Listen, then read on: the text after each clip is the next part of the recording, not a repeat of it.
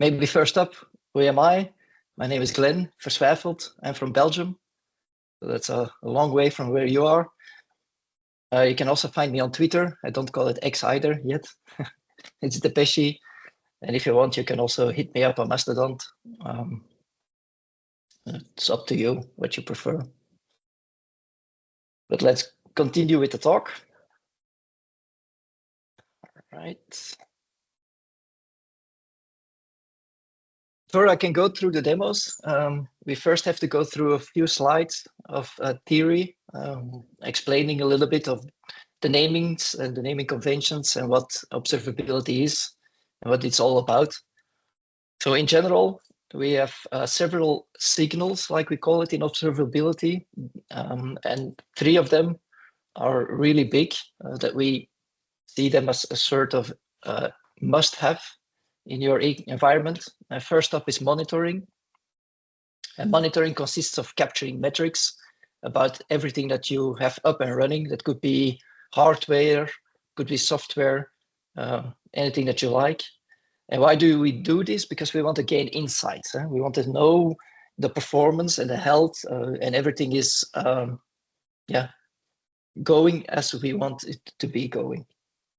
And secondly, we can add logging if you want to. That's where you can record certain actions or certain events that you think are necessary for later investigation or for auditing or anything for that. It can also help with detecting anomalies if needed. So that's also a big part. And the last part that we are going to discuss is tracing. And the main focus will actually be a little bit on the tracing part, because it will capture and show you what are the actual flows of things happening in your software environment. Because we want to reconstruct the flow of events in your distributed system. So a pro tip, if you want to start with observability, at least try to look at tracing. The other ones are not mandatory, but of course you get a better result if you do all of them. But at least try to get a hold of tracing in your ecosystem. So if we think about tracing, well, what do we actually want to do? Well, we want to have a distributed trace available. Distributed trace, what is this? Well, this is a method to observe requests as they go through your landscape, through your ecosystem. And a request can be anything. It can be a user doing an action on a website, but can also be a batch process running on a server that's triggering things on your APIs or services or whatnot. It can also be that a build pipeline is being triggered, that you want to monitor that. So it's a broad concept, but at least you want to see what happened during the period that request started and ended. And why do we want to do this? Well, because we want to have this right-hand side picture. Probably, and it could be that you are currently at the left-hand side environment, that you have a lot of interacting services in your domain or in your company, and they're doing all kinds of actions, but you probably don't have a real clue if something happens. Where did it start? What were the previous items? In which flow the user was running, etc. So the end goal, and I hope at the end of this talk and the demo, we can get the right-hand side picture. The end goal is that no matter where you are in the request, you can at least trace back to the beginning and know what happened. Because that's what the real benefit of an end-to-end trace, distributed trace is. Well, and how can we handle this and how can we do this? How we can make this happen is the thing to do is not that difficult. You need to identify when the first action happens in your software environment or hardware environment.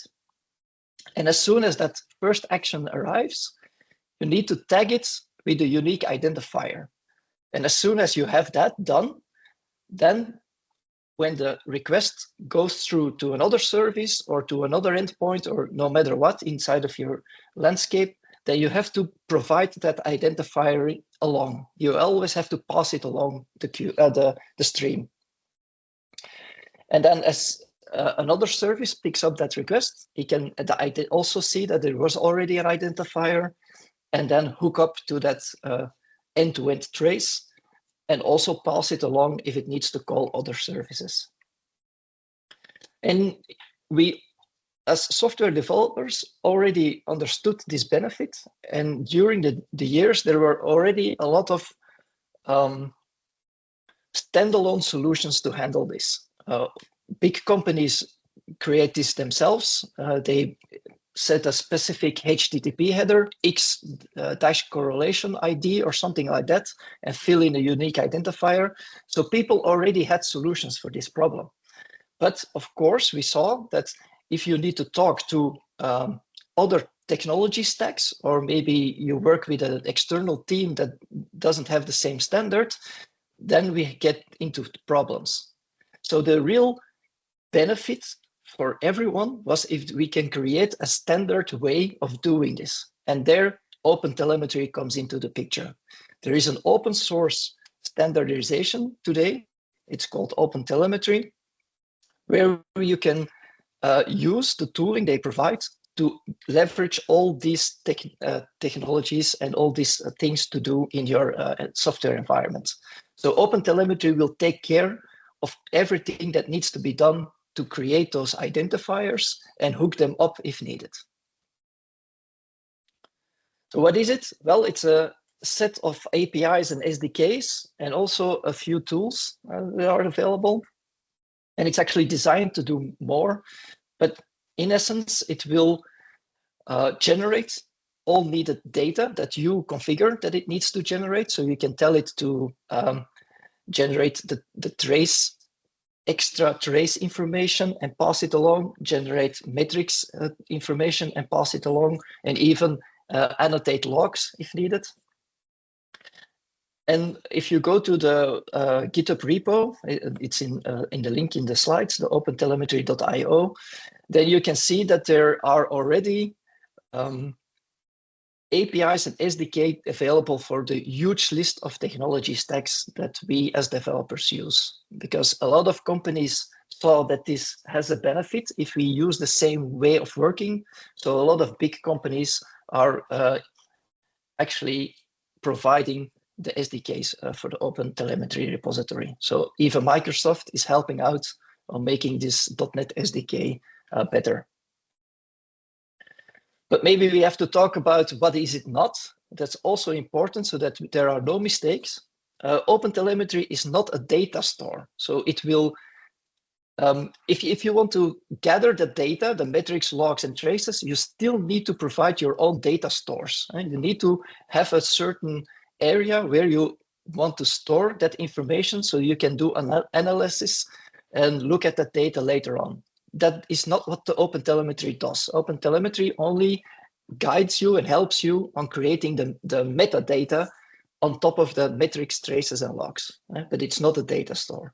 So it's also not a visualization tool. It's just something that is running in the background and that adds extra information and does extra things if needed. And also, it's not an analytics or a management environment, all right? So you still, as a developer or a company, have to choose what you want as data store for later investigation or work. If you then look a little bit deeper at the terminology, what OpenTelemetry is all about, then we, like I already talked in the beginning, then we have one big component and it's called a trace.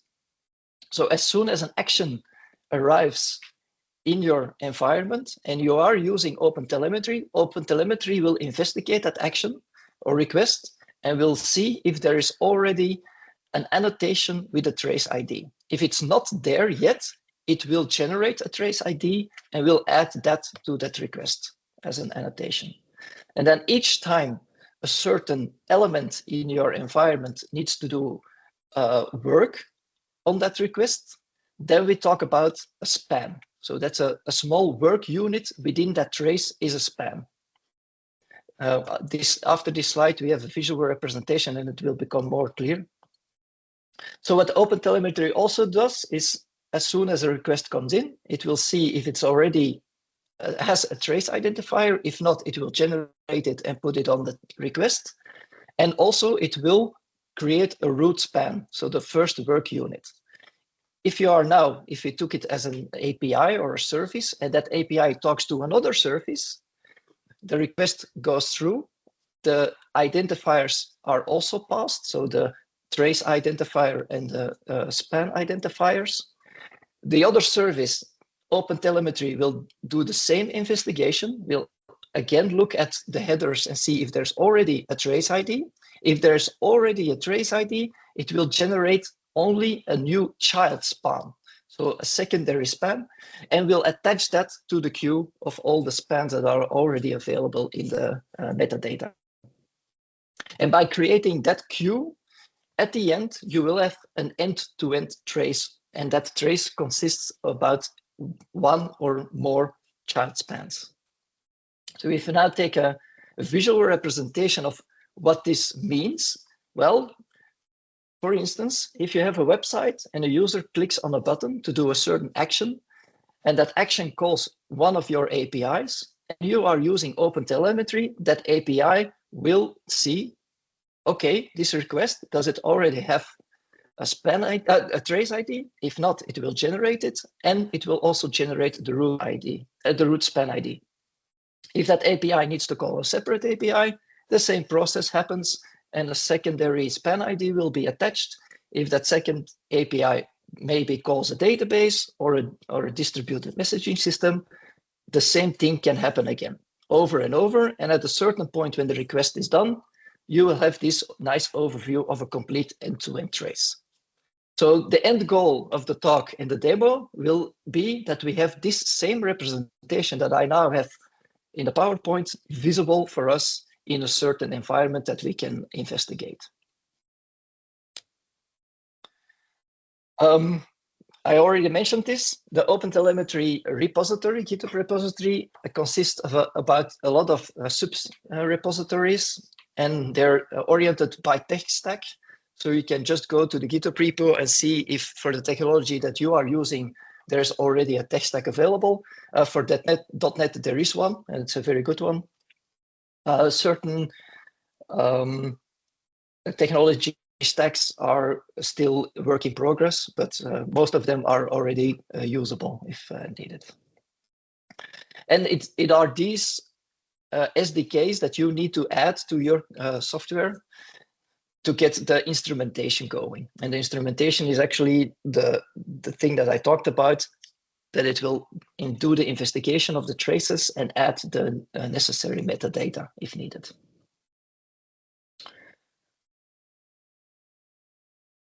If you then look at the OpenTelemetry infrastructure, OpenTelemetry has also something they provide for a standardization, and it's called the OpenTelemetry protocol.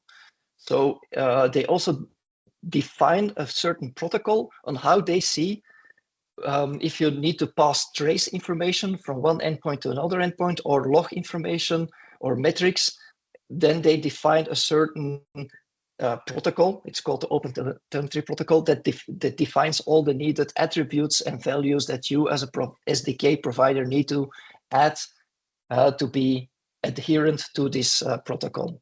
So the most of those technology stacks SDKs are OpenTelemetry protocol ready, so you can just use that, and then your trace information will go over the wire in an OpenTelemetry protocol format.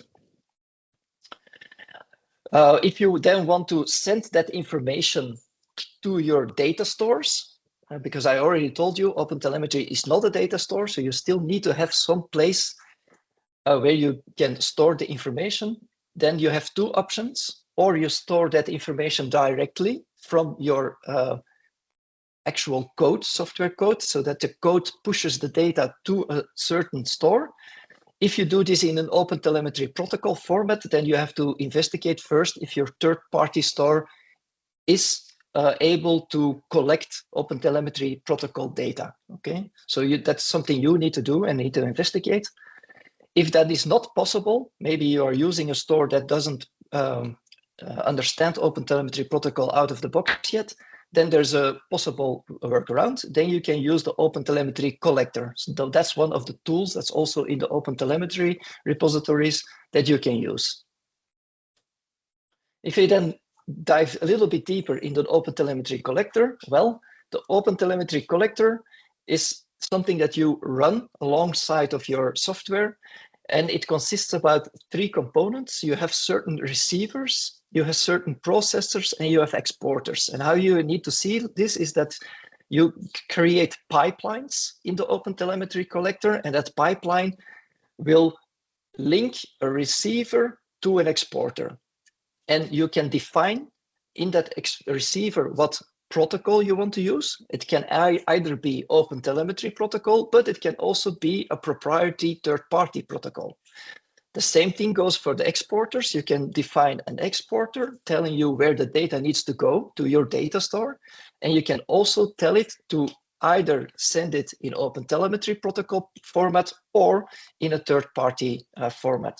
So if we now take a visual look at this, this means that if you are currently already maybe using Jaeger in your environment for certain trace information or anything else, or Prometheus for metrics, and those two maybe don't understand OpenTelemetry out of the box, and you want to send OpenTelemetry data from your software, from your APIs or services, then you can put an OpenTelemetry collector inside of your environment, define an OpenTelemetry protocol receiver, so the data goes from your software environment to that receiver, goes through a processor, and then goes to Jaeger or Prometheus, but in the Prometheus data format or in the Jaeger data format. So the OpenTelemetry collector can do on-the-fly data transformation if needed. This means that you have a huge benefit that you can already start with OpenTelemetry if you want to, even if you have third-party backends in your ecosystem, because the OpenTelemetry can do data transformation if needed. The processors in the middle, why are they useful? There are certain processors they indicate here, the batch processor. That means if you have a lot of data coming in and you don't want to overload your back-end stores, data stores, you can just add the batch processor to the OpenTelemetry collector, and then the collector will first batch data in certain thresholds before it sends it in one go to the backend. So that can be a nice thing to have, but there are all other processors also available. So you can do certain filtering that you say, okay, certain data that comes in, I'm not interested in that data actually to be stored in my data store. So you can filter that out in the OpenTelemetry collector. So the collector has more meaning and is often used in environments than rather sending OpenTelemetry data from your services straight through to the backend. So the OpenTelemetry collector can help.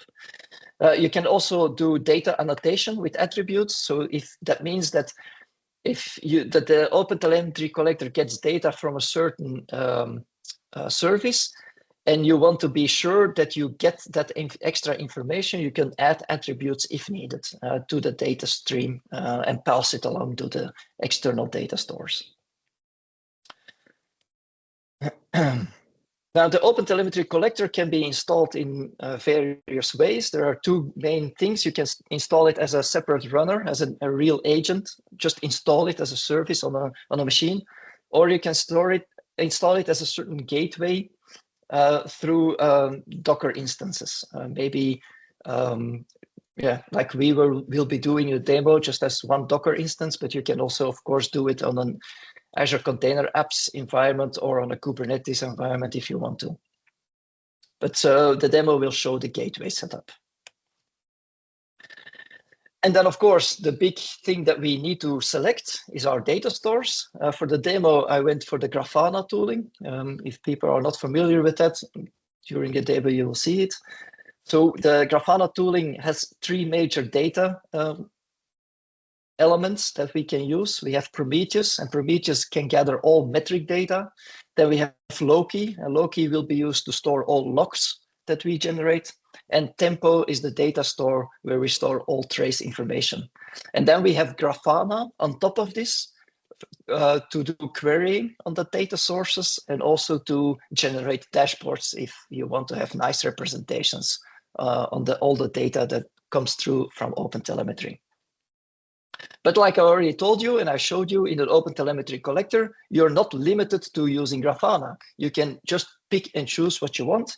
So if you want to, and you are familiar with Elastic tooling, with the ELK stack, you can even choose that if you want to.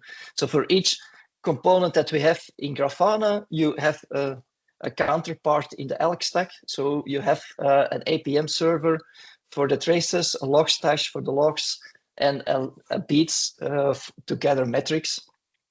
And everything is then visible, not in Grafana, of course, but in Kibana. That's the dashboarding called for the ELK stack. So you can even choose that. And Microsoft is actually also picking up. You can also push to Azure Monitor services that you can just use App Insights for the same things. So look in App Insights for the logs, traces, and metrics if you want to. So like I told you, it's up to you as an organization to choose the backends.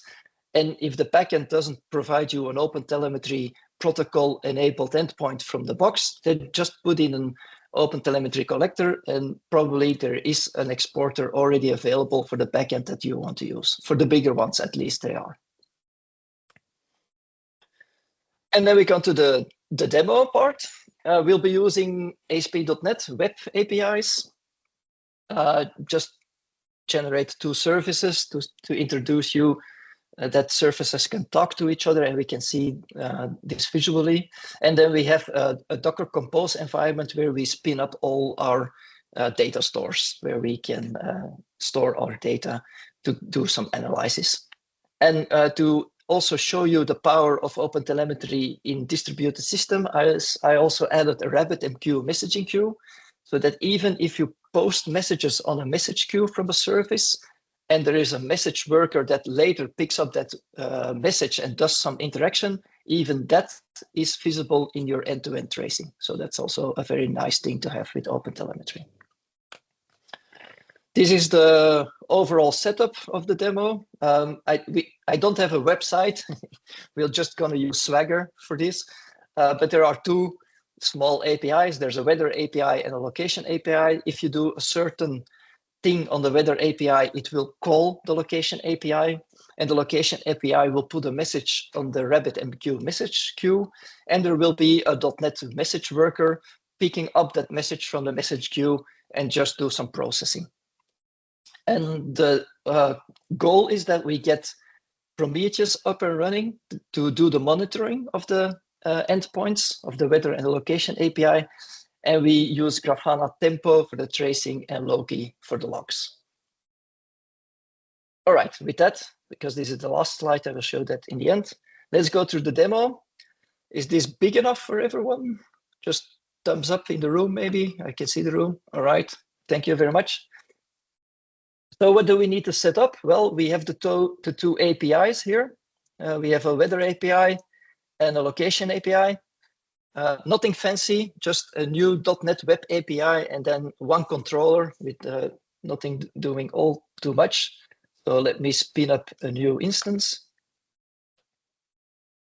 I will go through the code in a bit.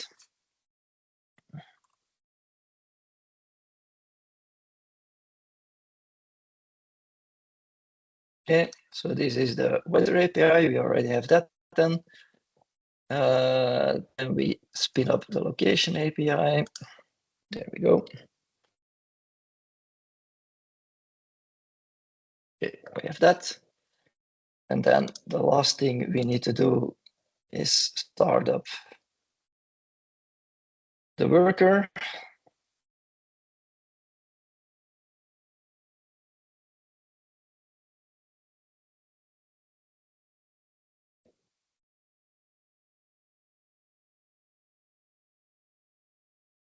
Oh, that's true. I get an exception because I didn't start RabbitMQ yet, and the worker tries to hook up to RabbitMQ. So we first have to set up the environment of all the data stores and RabbitMQ. And this is done through Docker Compose. Why did I pick Grafana? Because Grafana gives you all the Docker images, so you can do everything locally. You don't have to have any cloud environment available. You can also already start and test things locally completely. And that's why I picked Grafana, because that's a nice thing to have. So the Docker Compose file that I provide in my GitHub repo contains all the data stores already. I'll briefly go over this because it's actually not that very important. You just have to pick a data store, of course. So we have a Prometheus image that we are running because we want to store the metrics. We have a Tempo instance running also from Grafana to store the traces. We have a Loki instance for the logs. And then on top of this, we have Grafana, so we can actually visualize all the data stores. What's extra available inside of this Docker Compose is, of course, the OpenTelemetry Collector, because the collector will receive the data from our services and will push it to the data stores. And as last part, we have the RabbitMQ, where we can actually store messages on the queue. Now, if we run this, I'll just copy paste this.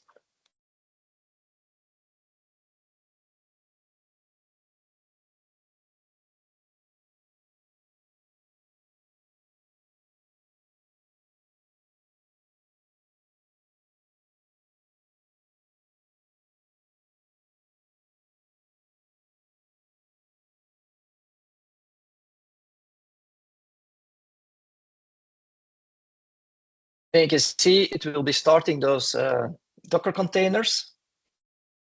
And I'll briefly show you also in my Docker environment that they are up and running. Somehow it seems I needed to pull in new images on this machine. It would have been better I did this up front, but yes, still have to wait a little bit.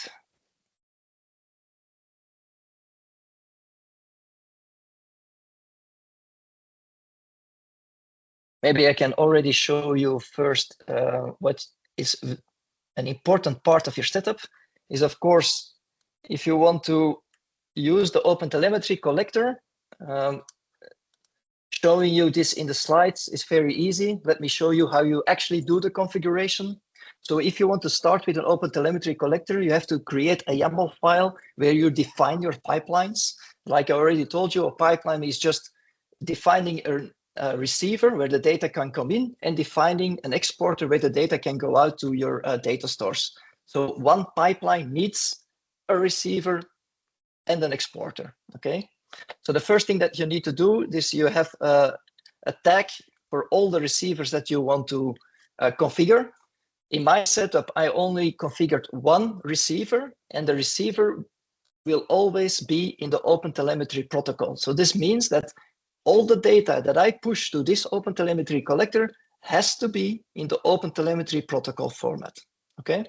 But you can add more receivers, like I already showed you in the slides. You can also add third-party data proprietary types if you want to. And then for the exporters, I defined 3 exporter types. One in the Prometheus data format, that we can push data in Prometheus data format to Prometheus. Also an exporter in the OTLP data format, and one in the Loki data format, because at the time of configuration, Loki was not yet able to receive data in OpenTelemetry protocol format. So we have receivers configured, we have exporters configured. Now we have to configure our pipelines, and that's what you do in the service area.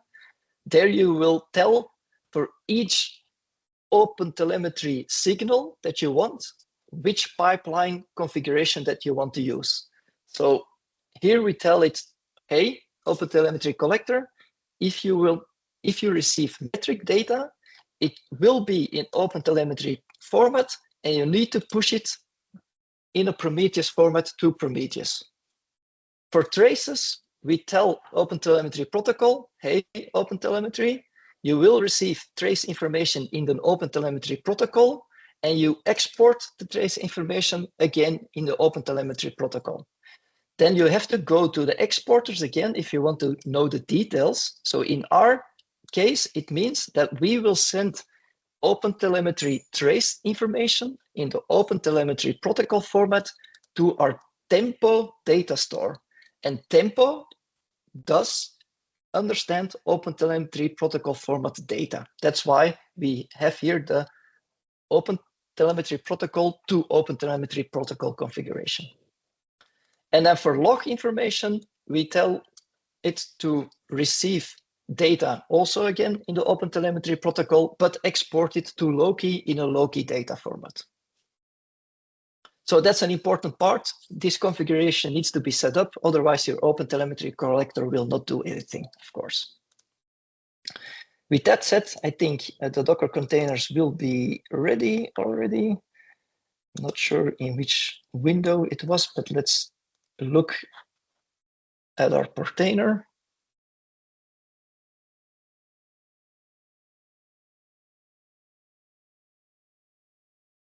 Oh, seems we have a problem.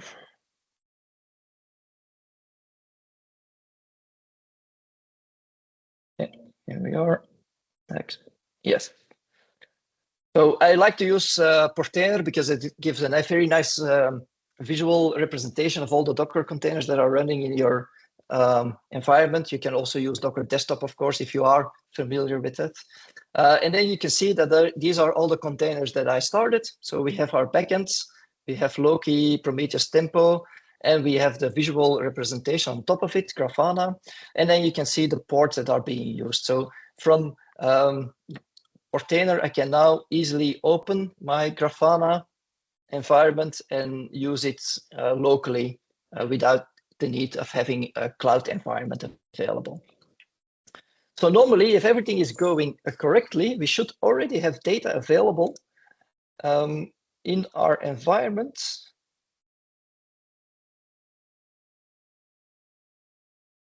I don't know, I didn't do any Swagger actions yet, I think, or maybe I did. Let me just see. So for the people not familiar with Grafana, there is an Explore tab, and that Explore tab enables you to write queries on top of the data stores. And like I already told you, we configured 3 data stores. We configured Loki, Prometheus, and Tempo. So if you want to see at all the logs that are being generated by services, you select the Loki data store, and then you can use the query language that is available, or you do it in code. You type the Grafana query language, or you use the visual builder to actually quickly see what's available. So in our case, we have those drop downs that we can use to actually work with our services if needed. So let's see if we can now trigger an action.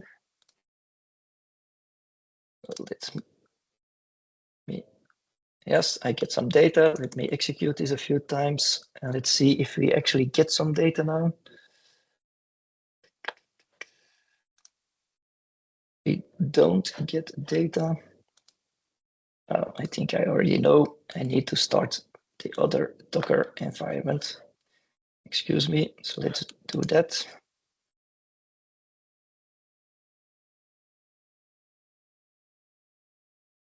Okay.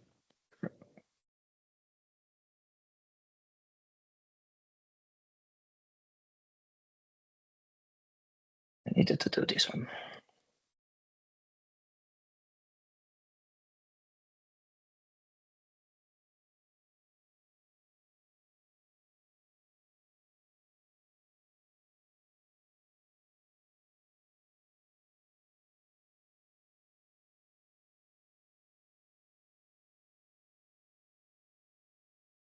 Okay, I think we're up and running again. Let's see.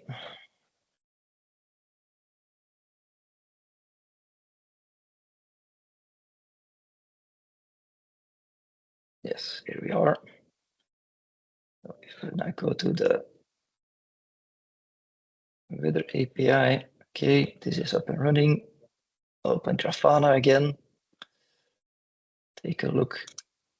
Yes, and now we have our data. So the first thing that we added actually to our environment I didn't talk about this a little, not too, only briefly during the slides, but the first thing that we added was health point checking, endpoint checking. So that's the monitoring part. So I've added health endpoints to the two APIs. I will go through the code at the end. And we have a health checker, a probe. It's called black box in the Grafana setup, and it will ping those endpoints, those health endpoints, to see if the APIs are up and running. And that means that now in our Grafana environment, you can have dashboarding available for your teams. So if a certain team is responsible for a certain set of microservices, then you can create these dashboards showing them, oh, all your microservices are all still up and running, what the latency is. You can put alerts on this. Maybe if you are in a production environment, you can even get information on when the SSL certificates will expire. And every data source that is available in Grafana, you can put alerting on this and post those alerts to maybe your Slack, Teams environment, or use SMS as alerts or anything about that. So also in my demo setup, we have the monitoring part covered, and it's covered with the metrics information that is being stored in Prometheus.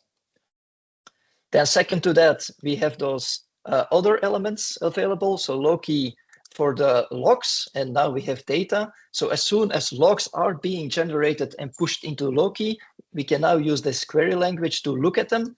So we can say, okay, give me all the logs for a certain job, and a job is one of those data elements in the OpenTelemetry protocol, and it indicates which service that is generating those logs. So if I'm only interested in all the logs that the weather API generated, I can just run that query, and then I will get all the log information as JSON, because the thing that the OpenTelemetry protocol uses to push those data elements with the setup that I did is in JSON. And then you get all the data attributes and values visually represented here in your Loki environment within Grafana. And the thing that you maybe will notice already are the things that I talked about during the slides. If you use OpenTelemetry, OpenTelemetry will annotate your log files and will add those trace IDs and span IDs. And I already told you, if you want to have an end-to-end trace, you will need to have the trace ID available in all your ecosystem, and each service endpoint, each worker endpoint will have a certain trace span ID, and that will also be generated and visible here. And with that, if we now have Loki information available and it's annotated with trace and span IDs, I can now open the representing end-to-end trace visualization in Tempo by just clicking on it. And then you can see,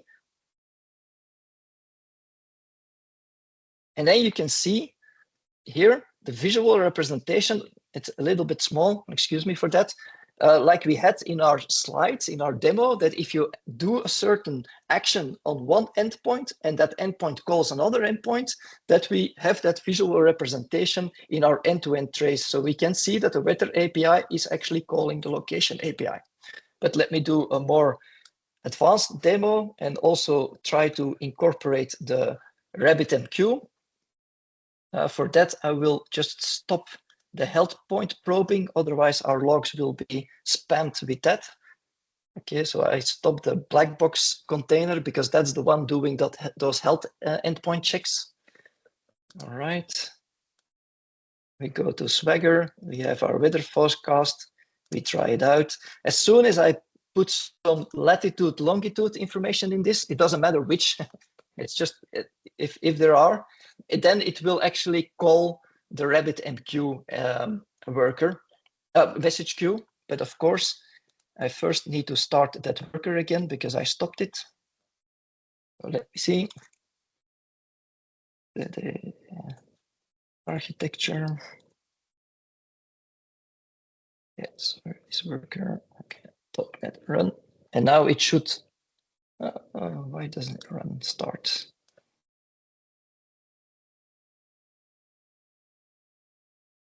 None of the provided endpoints are reachable. RabbitMQ is actually started on the endpoints.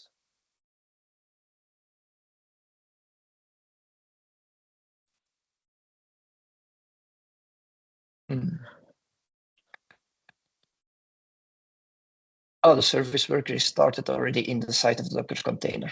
Oh, excuse me. It's already running. I thought it wasn't running, but it is. Okay, that's good. Let's execute some actions again. There we go. Then we can go back to Loki and then select a job again. Let's refresh the set. Okay, run the query. It's only the health endpoint still.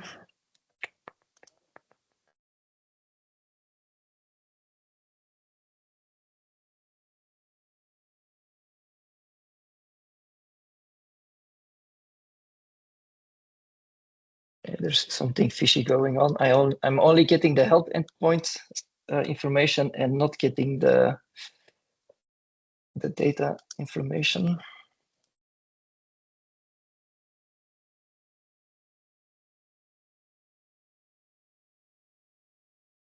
Let's go back to the beginning, see if we made some mistake, but I don't think so. All the information,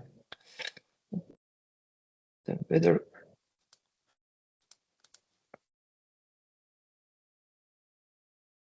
So health is running. The weather forecast is running. And Swagger is running. Okay, let's try it again.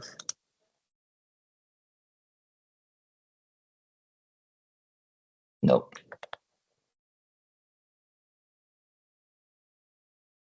No service name location provided.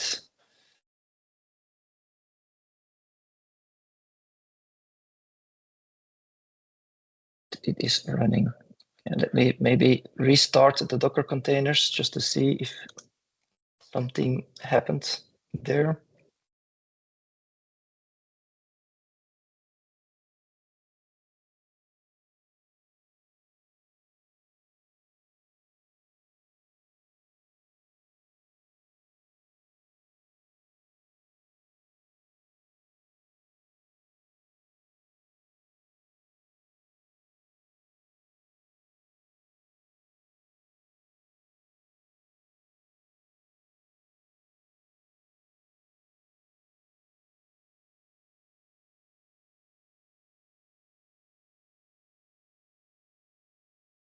And if this doesn't work, sorry for the demo failure, but then you have to try it yourself at your machine.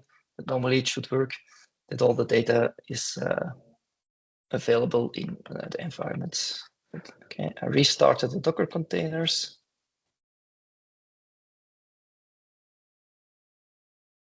Final try.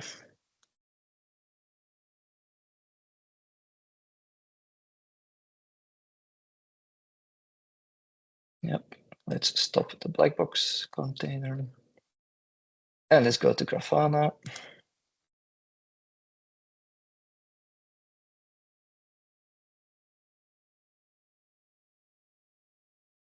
Explore.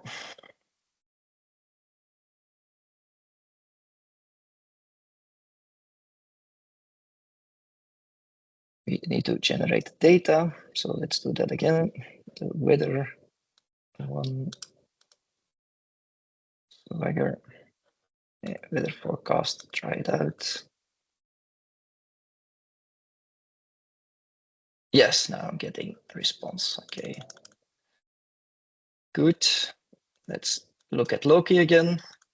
Select a job, select the weather API, run the query.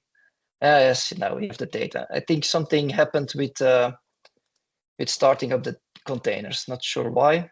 So we now have the actual get weather forecast call that I did in Swagger. And if I now look at tempo, now we have a more interesting graphic, then we will now see that the weather API actually did an internal call to the location API. The location API did a RabbitMQ publish of a message, and the RabbitMQ worker later on in the time frame took up that message from the message queue and also did some processing. And now everything is correlated to the same end-to-end trace. And why is this important? Visually, this doesn't look that spectacular, but why is this important? this means that now no matter which team, so for instance, a separate team is responsible for the RabbitMQ worker. If they gather, they have an exception in their logs, they just open their logs. So this is only the log line, one log line of the RabbitMQ worker, and they go to the tracing and they will have the same visual representation. So they can now work backwards to see which actual call the user did on the website that generated the error message in their log lines.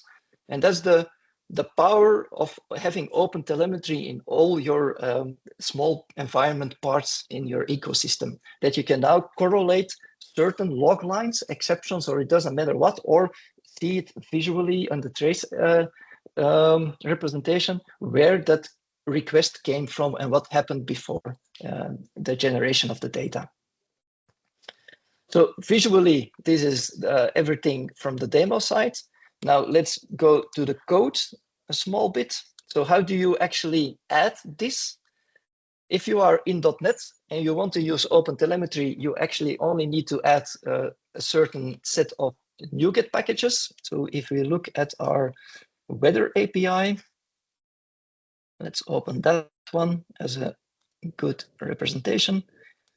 So if you look at the configuration file, then you will see that you can add a set of NuGet packages, actually OpenTelemetry, OpenTelemetry Exporter, OpenTelemetry Extensions, and OpenTelemetry Instrumentation. And if you have those available, then everything will be done for you. Then you only need to do a small kind of configuration in your .NET environment, and everything will be instrumented for you. So the instrumentation, ASP.NET Core, HTTP, and runtime are the things that Microsoft helps maintain. And then it will inject all the ASP.NET Core information in the correct OpenTelemetry formatted tags that we can see in those log lines and those end-to-end trace informations, so that we get all the data needed.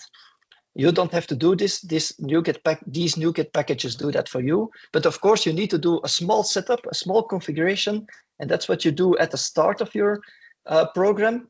And it's in this small part. Try to make it a little bit bigger. So maybe go through. If you have a web API, if you are familiar with that setup, then you have a builder available for you, a web application builder. And then at the end, when you want to start it, you do an app run, you do a build and app run. So in the beginning, you do some configuration for that builder, and you have to add certain extra elements if you want to have the OpenTelemetry data generated. First, you have to tell it to use OpenTelemetry.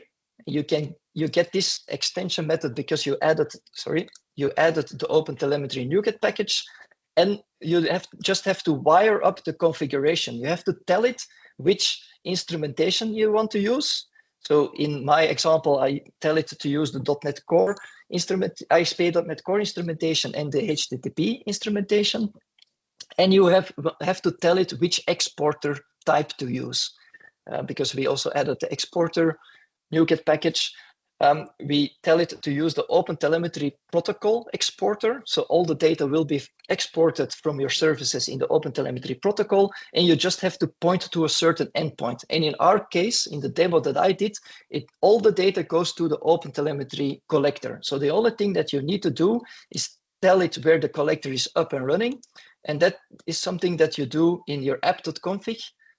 App settings.json, sorry, and you just have to point to the endpoint where it's up and running. So in my Docker environment, the OpenTelemetry collector has port 4317. So in all the services that you want to use OpenTelemetry, you have to use this endpoint to push all the data to the OpenTelemetry collector. So if we go to the service worker, that's a backend console. It's a console app, but it's one of the type background service. The same setup, you just add the needed NuGet packages that you want to use. And at the startup, you also do the same configuration, telling it where to store that information, the OpenTelemetry information tool. I briefly skipped it, but this is for the tracing. You add it. If you want to have metrics pushed, you also add the metrics. And you want to have logs, you can also add the logs. In my setup, I did a little bit special thing, because what I see in most current environments, a lot of people are actually already using Serilog. Serilog is a log API that you can use to do a lot of formatting and attribute setting and stuff like that. So in this setup, we also use Serilog. And if you want to use OpenTelemetry, also for Serilog, there is an option to push OpenTelemetry protocol data. But then the configuration needs to be at the Serilog configuration and not at the general builder configuration. So depending on the examples that you see online, the logging information will either be in the general settings, or if you use another logging framework, it will be in the logging frameworks settings. So in my case, it's at the Serilog configuration that I push all the data to the OpenTelemetry collector in this case. And also for that, for Serilog, you have to add a certain configuration in the app settings.json, but that's a different talk. If you want to know more about Serilog, maybe you can ask another talk presenter to tell you about this. And with that, I think we are finished with the demo. So let me do a small recap. What did we actually do? So we introduced several software elements, in our case, 2 web APIs and 1 service worker, distributed messaging service worker. We configured them all to use the OpenTelemetry SDK to generate OpenTelemetry metadata on top of our logs, metrics, and traces. We push all that data to 1 OpenTelemetry collector that is running in our Docker Compose environment, Docker environment. And the OpenTelemetry collector we configured to capture all that data and push it to the correct data stores, the logs to Loki, the traces to Tempo, and all the metrics to Prometheus. And then we used Grafana on top of it. For the Prometheus, we had the dashboard so that we can see all the monitoring of our services, that they were up and running. And we used the Grafana query language to go drill down into the log lines and then use the Tempo representation to have a visual representation of our end-to-end traces. And with that, I can maybe bring up again the last slide. If you want to use this same demo, it's already available on my GitHub repo. It's this middle link. I will email the slides to the meetup admins so they can distribute it, or I'll post it as a chat on the meetup. I will see. And if you want to have a more broader overview and also get into alerting and everything, I also have a Pluralsight course on the complete topic, and that's available at the link beneath, where you can get a more in-depth explanation of everything that we covered in this little talk. And with that, I thank you for attending. And if there are any questions, feel free to just ask them or put them in the chat if needed. Yeah, go ahead. I'm not hearing anyone, so I think the mic needs to be, yeah.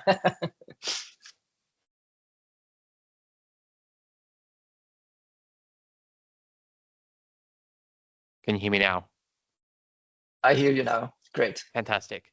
I do have a question. I don't know if there's even an answer to this one, but is there a way of securing those OpenTelemetry endpoints where the telemetry is ultimately delivered so that some ne'er-do-well can't inject inappropriate material into your telemetry? Yeah, a very good question. There are several options for that.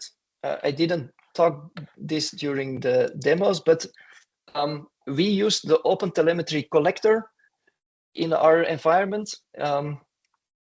Let me double check in the configuration. So in my Docker Compose file, we added the OpenTelemetry Collector. Yeah, so let me share my screen again, then I can explain it a little bit. So the image that I actually used is not the basic OpenTelemetry Collector image, but it's the OpenTelemetry contrib image. So there is a separate extended version of the OpenTelemetry Collector, and it's called the OpenTelemetry Contribution repo. I put a link in top of the config in the YAML file, so you can take a look at it. And there, community members can add extra functionality to the base OpenTelemetry Collector. And one of those added contributions is authorization headers on top of the setup for OpenTelemetry, so that you can use a basic authentication header key if you want to, or use an OAuth flow to secure your endpoints. Yeah, so it's not available in the base setup, but it is available through one of those collaborated added items. Yeah, and that's why I added this one, so everybody can take a look and then see what's added extra on top of it. Yeah. Another question?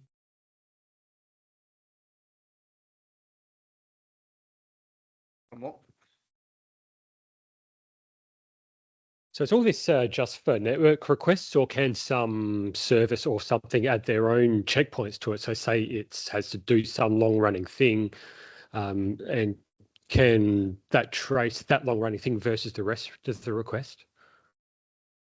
So what I did in this setup is actually the easy basic setup, because you saw that I only do a configuration at the startup of our APIs, but the SDK can also do manual instrumentation if you want to. So you can just also, if you want, in code, generate new traces or new spans and add extra information or things like that. So if you store your trace ID somewhere or anything, and you can pick it up again, then you can do extra things with that if needed. The setup that I did is just a basic instrumentation out of the box, and then it will look at all the requests as is. But if you want to annotate it again, or if you say I have a separate long-running instance and I want to segregate that from the trace that is already being done, then you can do that in code and just spin up a new trace, and it will generate a new trace ID. And in your logs, you will see that that long-running task is then separately from the other trace that is available. So it's up to you if you want to do that. But if you want to do that, then you have to write code. Then you cannot use this kind of setup that you only do the configuration. Then you have to actually extend your actual code base, and then you have to be the owner of the code base, of course, to be able to do that. Yeah.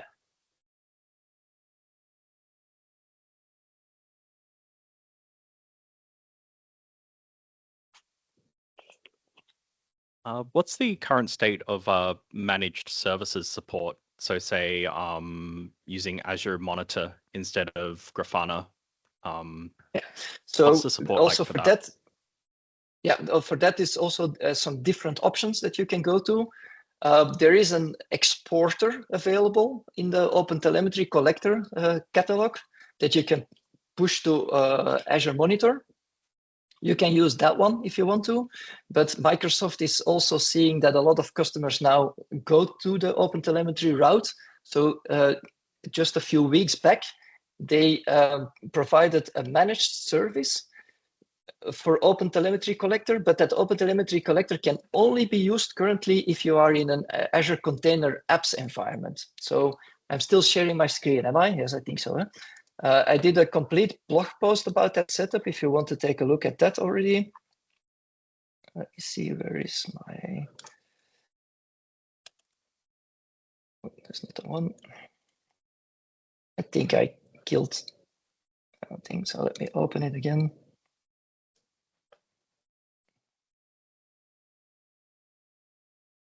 Is this? So I go through the complete setup. Also for this setup, the demo, the starting demo is also available at the same GitHub repo. So I'm using .NET Aspire. So that's a new .NET frame tooling that you can use to create distributed cloud environment services. And with Aspire, we get OpenTelemetry also out of the box. It generates all the needed data. And Aspire is one neat feature. You can just use the Azure developer CLI to push it to Azure Container Apps. And if you use that, it will also enable you to add that managed OpenTelemetry agent, and that's actually an OpenTelemetry Collector running inside of your Azure Container Apps environment, and then it will do everything for you. It will collect the data. The only thing that you need to do is then configure where the data needs to go. And in my setup, I did, in my setup, so the extra configuration that you need to do for that managed service is tell it where it needs to push your data to, the data store, and there you can also tell it to push to App Insights, and then you get the same thing going, that everything that is running in your Azure Container Apps environment will generate OpenTelemetry data, and all that data will come to in your Azure Monitor environment. So the logs will be available, the traces will be available. I think I had screenshots at the bottom of the blog post. Let me see. Yeah, you can get information in Azure Monitor, then what service called what other service, and in you can get all the endpoint logs that are being called and with the status on the timings, and you also get that end-to-end tracing available in Azure. But like I said, to get this in Azure Monitor, there are two possibilities: or you use Azure Container Apps with a managed service, or you use an OpenTelemetry Collector and use the Azure Monitor exporter to push it to Azure Monitor. Awesome, thanks. Just know that the managed service is currently still in preview. That's the only thing I need to say. That's usually how it goes with new Azure services. Yeah, indeed. Yes, indeed.